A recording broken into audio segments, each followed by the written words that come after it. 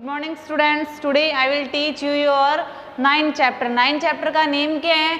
कबीर की साखियाँ। अब इसका क्या मतलब होता है? कबीर की साखियाँ, साखियाँ का मतलब होता है कि साक्ष्य या गवाह होना। और कबीर की साखियाँ का मतलब क्या हो गया? कबीर ने जो इतनी साक्ष्याँ लिखी है, मतलब उसका ये है कि उन्होंने जो कुछ भी लिखा है वो उन्होंने अपने अनुभव के आधार पर लिखा है, और फिर उन्हें इतना अनुभव होने के कारण उन्हें किसी और चीज़ की, मतलब और किसी गवाह की या और सबूतों की उन्हें जरूरत नहीं होती थी। ठीक है, वो जो कुछ भी लिखते थे वो अपने अनुभव के आधार पर ही लिखा करते थे। तो देखो फर्स्ट क्या है? जाति न पूछो साध की, पूछ लीजिए ज्ञान। मतलब कबीरदास जी क्या कहते हैं? हमें किसी भी साध की या किसी भी साधु की, यानी किसी भी ज्ञानी व्यक्ति की हमें उसकी जाति नहीं पूछनी चाहिए। पूछ लीजिए ज्ञान, बस हमें उनसे क्या करना चाहिए? हमें उनसे ज्ञान ग्रहण कर लेना चाहिए, क्योंकि जो ज्ञान होता है वो जाति से ऊपर होता है। मोल करो तलवार का, पड़ा रहने दो म्यान। मतलब कबीरदास जी क्या कहते हैं? हमें किसी भी साधु की जाति नहीं पूछनी चाहिए, बल्कि हमें सिर्फ और सिर्फ उसका ज्ञान ग्रहण कर लेना चाहिए। जैसे मतलब हम तलवार खरीदते समय हम क्या करते हैं?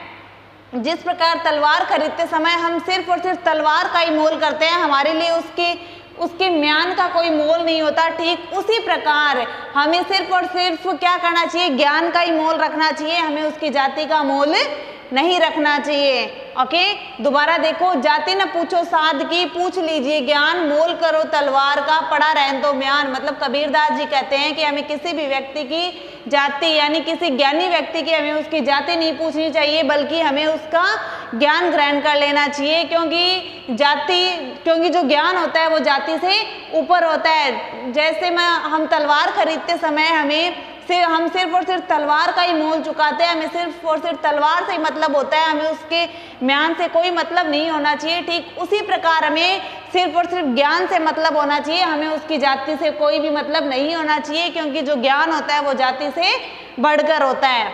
नेक्स्ट देखो, आवत गारी एक है, उलटत होई अनेक, कह कबीर नहीं उलटिए वही एक की एक। मतलब कबीरदास जी क्या कहते हैं कि जब कोई भी व्यक्ति हमें गाली देता है या कोई भी हमें अपशब्द बोलता है, तो हमें उसके बदले में उसे गाली नहीं देना चाहिए, क्योंकि पहले तो वो एक गाली होती है, लेकिन जब हम भी उसे गालियां देते हैं तो वो क्या होता है?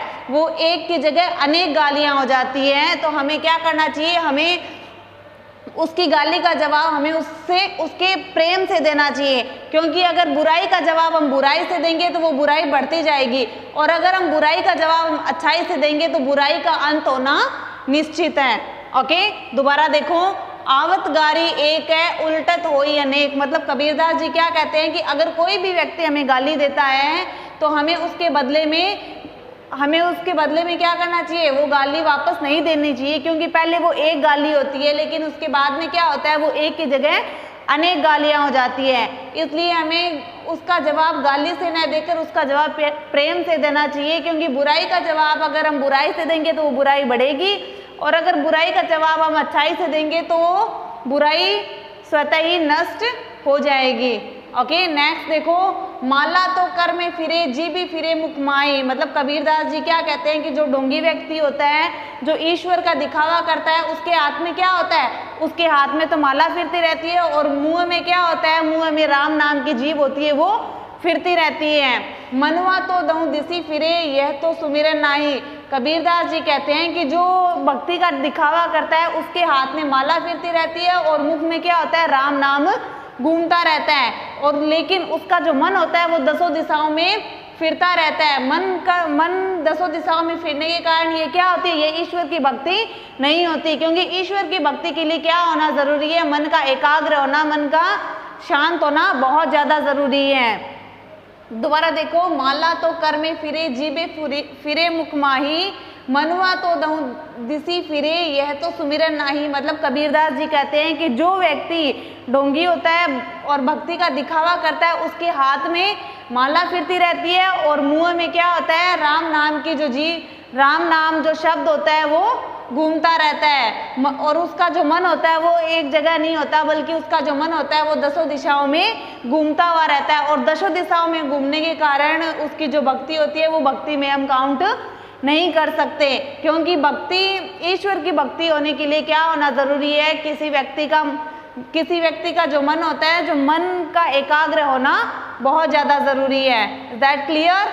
नेक्स्ट देखो, कबीर घास ने नींद दिए जो पाँव तली होए, उड़ी पड़े जब आँखी में खरी दुहेली होए। मतलब कबीरदास जी कहती है कि जो घास होती है उसे हमें, जो घास होती है उसे पाँव तले नहीं कुचलना चाहिए। यानी कि जो यहाँ घास को किससे लिया गया है? जो छोटा व्यक्ति होता है, जो छोटा व्यक्ति होता है उससे लिया गया है। यानी कि जो दुर्बल व्यक्ति, जो कमजोर व्यक्ति, जो छोटा व्यक्ति होता है उसे क्या करना चाहिए? उसके साथ हमें बुरा व्यवहार नहीं करना चाहिए। मतलब यहाँ क्या मतलब है कि कबीर घास ने नींद दी जो पाँव तली हो, यानी कि जो हमारे पाँव तले जो घास होती है अर्थात जो दुर्बल व्यक्ति होता है उसके साथ बुरा व्यवहार नहीं करना चाहिए। हमें उसे पाँव तले नहीं कुचलना चाहिए, क्योंकि उड़ी पड़े जब आँखी में खरी दुहेली है। क्योंकि जब वही घास उड़कर हमारी आंखों में गिर जाती है तो उससे क्या होता है? हमारी हालत होती है वो बहुत ज़्यादा खराब हो जाती है। अर्थात इसका क्या मतलब है कि जब कोई कमज़ोर व्यक्ति होता है उसे किसी का सहारा मिल जाता है तो वो हमसे बदला लेने से फिर नहीं चूकता। दोबारा देखो, कबीर घास ने नींद दिए जो पाँव तली होए। कबीरदास जी कहते हैं कि जो घास होती है उसे हमें पाँव तले नहीं कुचलना चाहिए। अर्थात किसी कमज़ोर व्यक्ति के साथ हमें बुरा व्यवहार नहीं करना चाहिए, क्योंकि जब वही घास उड़कर हमारी आंखों में गिर जाती है तो वो उससे हमारी हालत खराब हो जाती है। तो कबीरदास जी कहते हैं कि अगर उस कमज़ोर आदमी को अगर किसी व्यक्ति का सहारा मिल जाता है तो वो क्या करता है? हमसे बदला लेने से फिर नहीं चूकता है। नेक्स्ट देखो, जग में बेरी कोई नहीं जो मन शीतल होए, या आपा को डारी दे दया करे सब कोए। मतलब कबीरदास जी कहते हैं कि जिसका मन शांत होता है, जिसका मन शीतल होता है, उसके लिए इस संसार में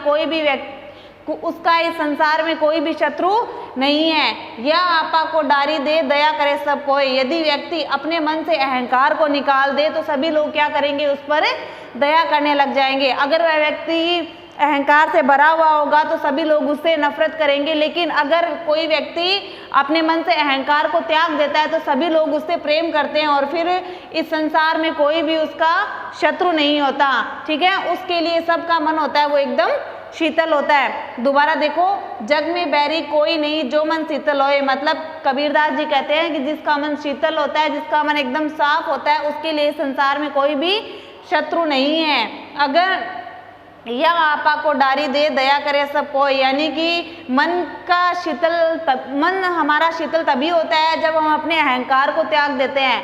ठीक है, इसीलिए हमारे मन को शांत करने के लिए हमें क्या करना चाहिए? अहंकार को त्याग देना चाहिए। और अगर हम अपने अहंकार को त्याग देंगे तो सभी लोग हमारे ऊपर दया करेंगे, यानी कि सभी लोग हमसे बहुत ज़्यादा प्यार करेंगे। Is that clear? So your chapter is complete. Now note down your homework. Read chapter 9 Kabir की साखियाँ। Okay, thank you.